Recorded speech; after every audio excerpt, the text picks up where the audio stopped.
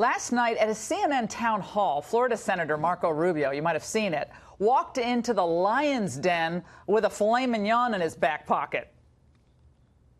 If I believed that that law would have prevented this from happening, I would support it. But I want to explain to you why it would not. Senator Rubio, it's hard to look at you and not look down the barrel of an AR-15 and not look at Nicholas Cruz. Can you tell me right now that you will not accept a single donation from the NRA in the future? That's why I support the things that I have stood for and fought for during my time there. NRA money? More NRA money? Rubio was really gutsy to show up and to hear the kids out, but sure wasn't fun. And he quickly became a punching bag for the crowd and the questioners. There was booing, there were jeering, a complete lack of respect by teenagers as well as the adults in the room who, frankly, should have known better.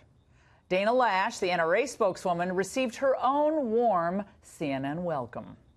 Think of how far you all could go as a result of voicing your beliefs.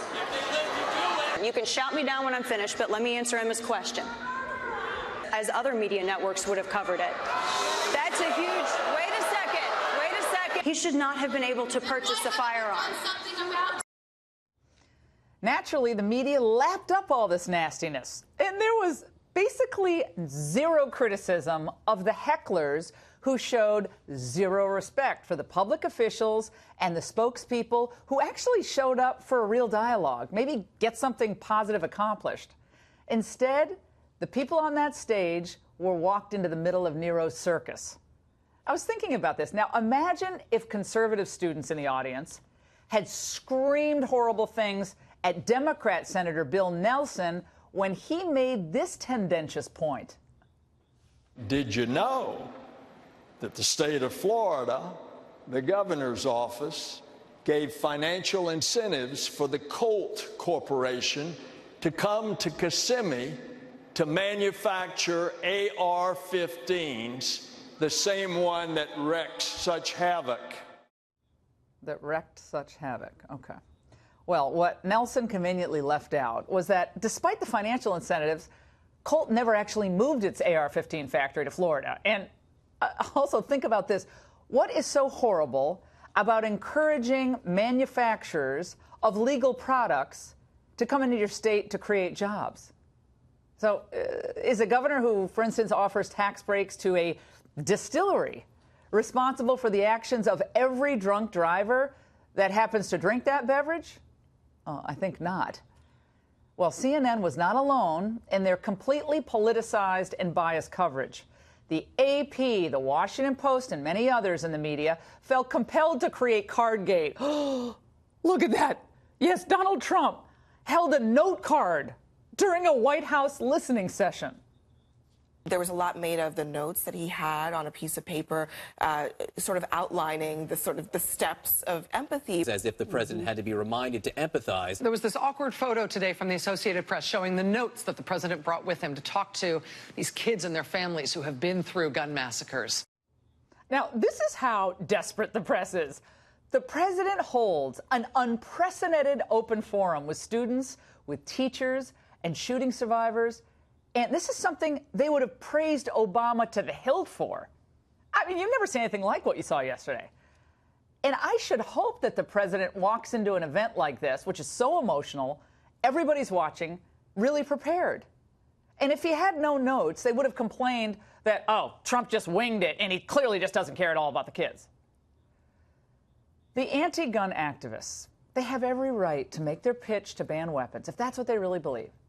But I'll tell you one thing, they are not entitled to their own facts. They routinely claim, for instance, that the NRA is against background checks. Well, this was the NRA's Wayne LaPierre at CPAC today. The National Rifle Association originated the National Instant Check System. It was our bill. No one on the prohibited persons list should ever have access to a firearm. No killer, no felon, no drug dealer. I think my friend Jake Tapper didn't focus on that last night, but nevertheless. The president tweeted his support of the organization today, saying, among other things, the folks who work so hard at the NRA are great people and great American patriots. They love our country and will do the right thing.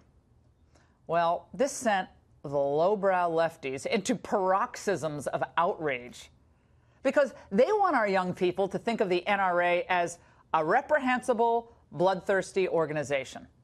Evil people who are, in the words of one of the kids at CNN, terrorists. Trump was pushing the NRA line today, I thought, talking about emotional problems, which, of course, that's the soft. It doesn't deal with guns. That's the traditional Republican way, and that's the NRA way that the NRA bought. The NRA bought politicians to say that. Done? Again, I cannot stress this enough.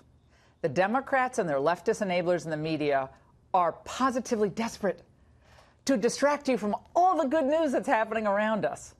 Think about this. A new poll out just this week by Gallup tells us that 45% of Americans are satisfied with our standing in the world. That's a 13-year high. And it's also a 13 percentage point increase from just a year ago. Small business confidence is way up. The economy is strong. And so all the Democrats can do in response is to create new boogeymen.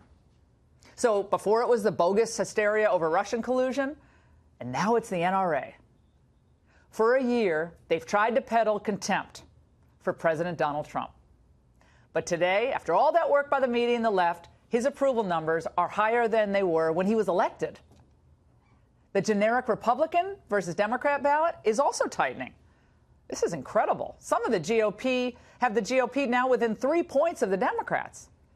The Democrats led by double digits just 2 months ago. So I say this, sure, the country still has problems. Yeah, drug addiction, violence in cities like Chicago and Baltimore, the spread of MS-13, and now we really know, the need to improve school safety.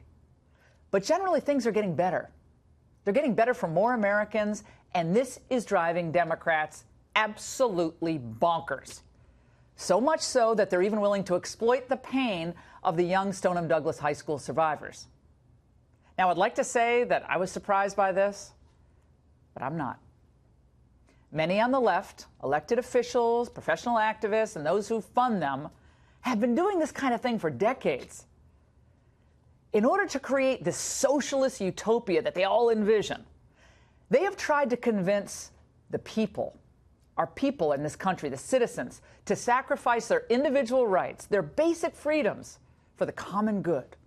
A few more taxes here, a few more regulations there, and now they want to water down the Second Amendment on the false promise that to do so will be an end to all these school killings. We won't have any school killings anymore.